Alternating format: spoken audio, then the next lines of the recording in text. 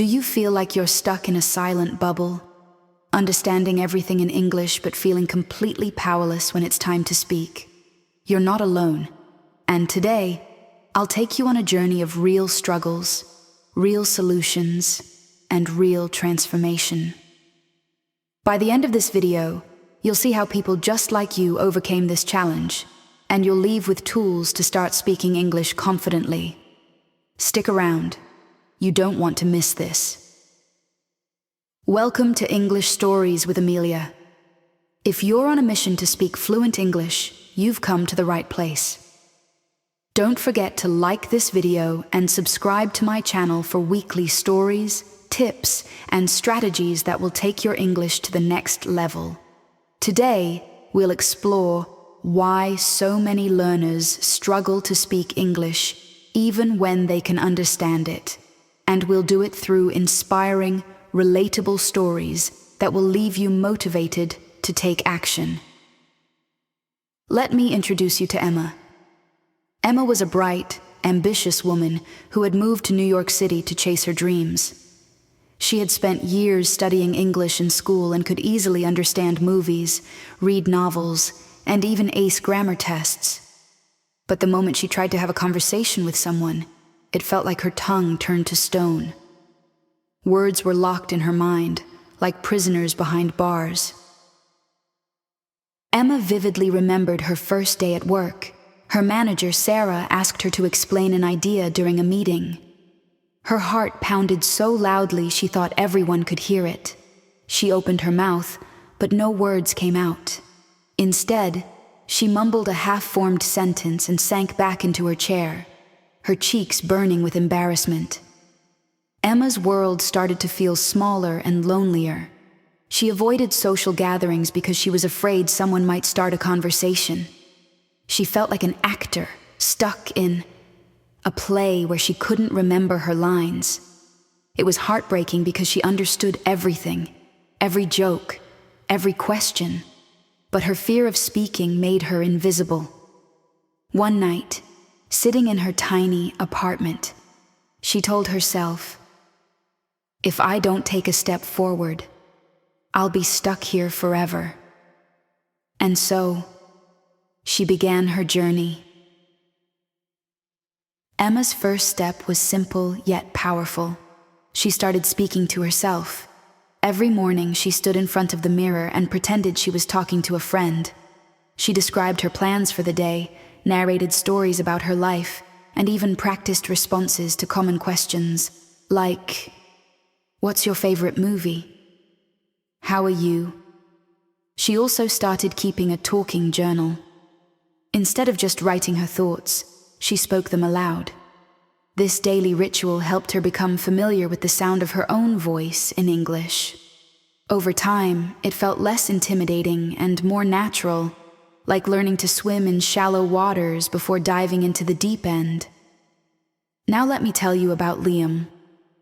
Liam was a brilliant engineer who had moved to London for his dream job. He was an expert at solving complex problems, but struggled with the simplest conversations. In meetings, he would freeze like a deer caught in headlights, terrified of saying the wrong thing. Liam's biggest fear was judgment. He thought, "What if I make a mistake? What if they laugh at me? What if they think I'm not smart?" These what-ifs became a heavy backpack he carried everywhere, weighing him down. One day, Liam's colleague, Sophie, noticed his struggle. During lunch, she encouraged him to share his thoughts, assuring him it was a safe space. Sophie's kindness was the spark Liam needed. He started small, joining casual conversations in the break room, even if all he could manage at first was a simple, "How's your day going?" Liam also joined a public speaking club where everyone was learning together. There, he realized something profound. Everyone makes mistakes. The first time he stumbled over his words, the audience clapped for him anyway. It was a moment of pure relief. He thought, "If they don't mind my mistakes, why should I?" Liam's story reminds us that fear of judgment often lives only in our minds. To overcome it, Find supportive environments, conversation clubs, language exchange programs, or even online communities where people are learning just like you. These spaces allow you to practice without fear, and they remind you that mistakes are simply stepping stones to success. Then there's Sophia. Sophia was a natural at making friends in her home country, but after moving to Australia, she felt like her wings had been clipped. She wanted to connect with her English-speaking neighbors, but every attempt felt awkward and forced.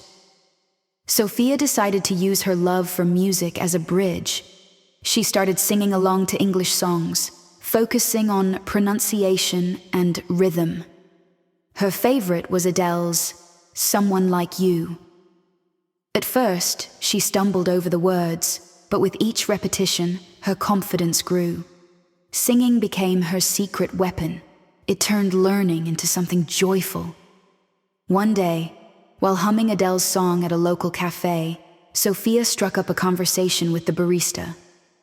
That small chat turned into a friendship, and soon, Sophia was attending community events and making friends effortlessly. Sophia's story shows us the power of combining fun with learning. Whether it's singing, watching movies with subtitles, or playing games in English, find activities that bring you joy. When learning feels like play, progress happens naturally. So, what can we learn from Emma, Liam, and Sophia? Start small. Speak to yourself daily. It's like building a foundation for a house. Find support. Surround yourself with people who encourage you, like conversation groups or language partners. Make it joyful. Combine English with activities you love, like music, sports, or movies. And most importantly, remember that mistakes aren't failures. They're lessons in disguise. Every time you practice, you're growing stronger. Your journey to speaking English fluently is like climbing a mountain. It may feel steep at first, but every step brings you closer to the top. So, keep climbing, keep practicing, and keep believing in yourself. You've got this. If you found this video helpful, please like, share, and subscribe to English Stories with Amelia. Let's keep growing and learning together. See you in the next video.